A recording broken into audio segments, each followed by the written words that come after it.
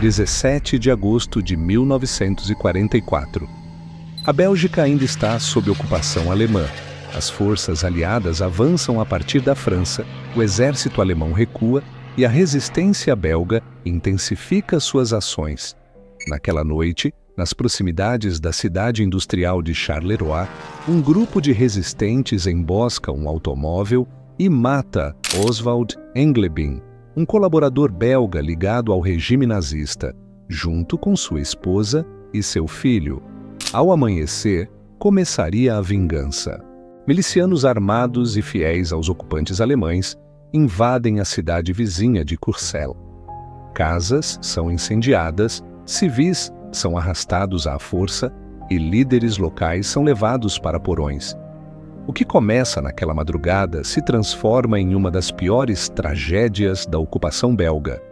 Em menos de 24 horas, 27 civis inocentes seriam executados a sangue frio. A Segunda Guerra Mundial havia começado em 1º de setembro de 1939, com a invasão da Polônia pela Alemanha.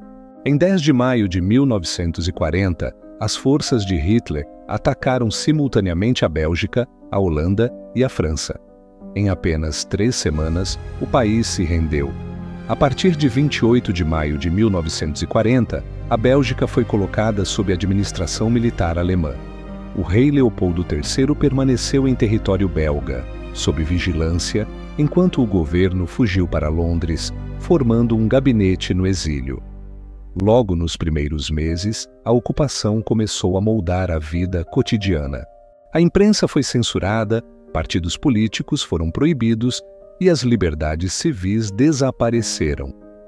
Entre os mais perseguidos estavam os judeus da Bélgica, cerca de 70 mil pessoas, em sua maioria imigrantes vindos da Polônia e da Alemanha após a Primeira Guerra Mundial. No início, acreditavam estar em segurança, mas essa esperança durou pouco. Em 1942, as deportações para Auschwitz começaram. Os campos de Mechelen e Brandonk serviam como centros de triagem. Trens saíam semanalmente rumo ao leste, carregando famílias inteiras sob o pretexto de reassentamento. Na realidade, poucos voltariam. Cerca de 25 mil judeus belgas foram deportados, menos de 2 mil sobreviveram. Enquanto isso, milhares tentavam se esconder com a ajuda de padres, vizinhos e redes clandestinas. No vácuo político da ocupação, cresceram movimentos colaboracionistas. O mais influente deles foi o Partido Rexiste, fundado em 1935 por Léon Degrelle. Inspirado no fascismo europeu, o movimento prometia renovar a Bélgica sob uma visão autoritária e nacionalista. Com o apoio alemão, os rexistas ganharam poder, especialmente na Valônia, a região francófona do sul do país. Em Charleroi, passaram a controlar prefeituras, nomear chefes de polícia e criar milícias armadas. Em novembro de 1942, o prefeito rexista Prosper Teugels foi morto por membros da resistência. A resposta foi imediata. Execuções de reféns no campo de Brandonk, prisões em massa e uma escalada de terror. A Bélgica vivia dividida entre ocupação, colaboração e resistência. Em 1943, com as derrotas alemãs no fronte oriental, a resistência belga cresceu. O Rexist endureceu sua postura. Seu novo líder, Victor Matthys, prometeu vingança por cada ataque. Em discurso no início de 1944, declarou que cada sangue derramado seria pago com o dobro. No verão de 1944, após o desembarque aliado na Normandia, os ataques da resistência se multiplicaram.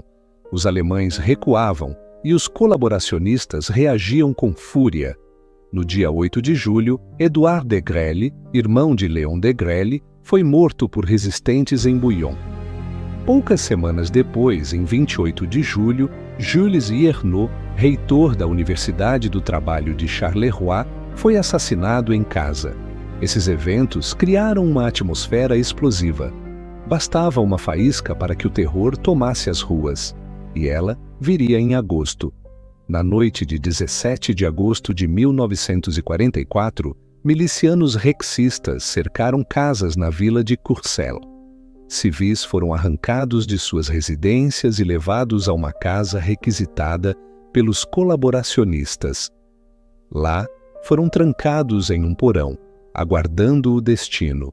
Entre eles estava o padre Pierre Armigny, deão de Charleroi, conhecido por denunciar publicamente os abusos da ocupação. Havia também advogados, engenheiros, policiais e líderes comunitários, figuras respeitadas, símbolo de moral e ordem local.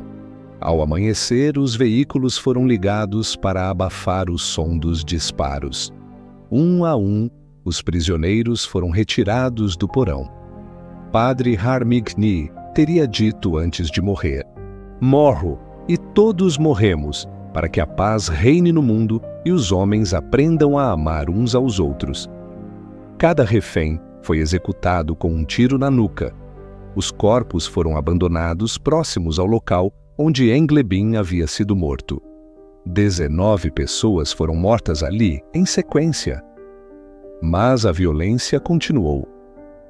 Naquela mesma tarde, Germaine van Huegerden de Wandre, presidente da Cruz Vermelha de Charleroi, foi levada e executada com 3 tiros.